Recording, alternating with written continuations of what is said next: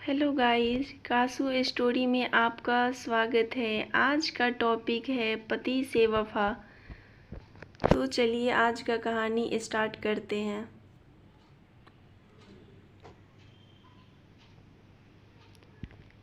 एक युवक ने शादी के कुछ साल बाद पिता से कहा कि वह विदेश जाकर व्यापार करना चाहता है। पिता ने उसकी मंजूरी दे दी।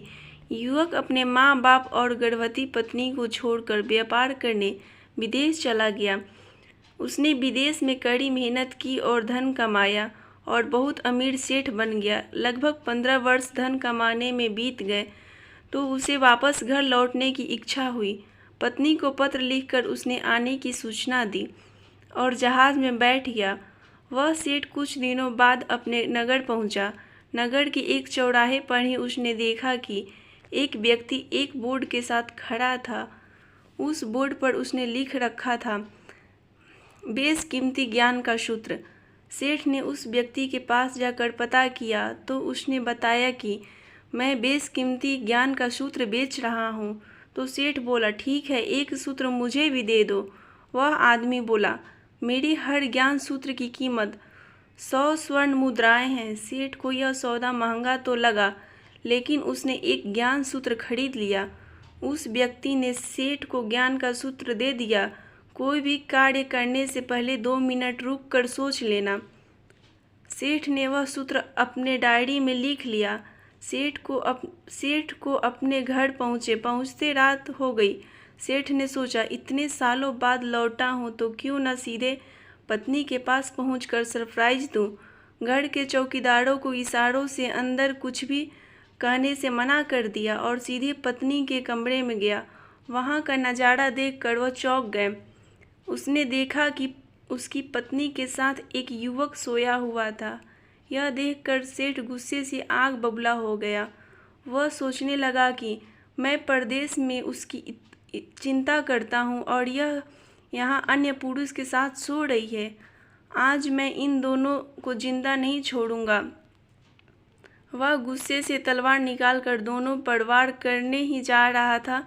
इतने में उसे 100 स्वर्ण मुद्राएं के बदले जो ज्ञान सूत्र खरीदा था उसकी याद आ गई। कुछ भी कार्य करने से पहले 2 मिनट सोच ले। वह 2 मिनट सोचने के लिए रुका। उसने तलवार वापस पीछे हटाई, लेकिन वह किसी बर्तन से टकरा गई। बर्तन के गिरने की आवाज़ से पत्नी की नींद खुल गई। आँख खोलते ही उसने अपने सामने अपने पति को देखा तो वह बहुत खुश हो गई और बोली, आपके बिना जीवन सूना सूना था।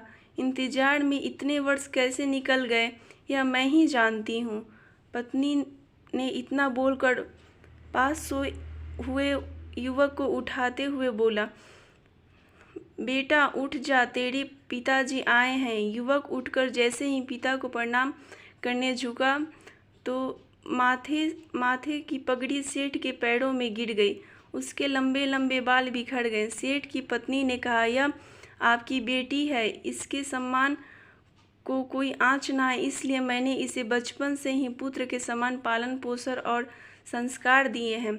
यह सुनकर सेठ की आंखों से आंसू की धारा बह निकली। उसने पत्नी और बेटी को गले लगा लिया और सोचने लगा, यदि आज मैंने उस ज्ञान का सूत्र पर अमल नहीं किया होता तो आवेश में आकर कितना अनर्थ हो जाता।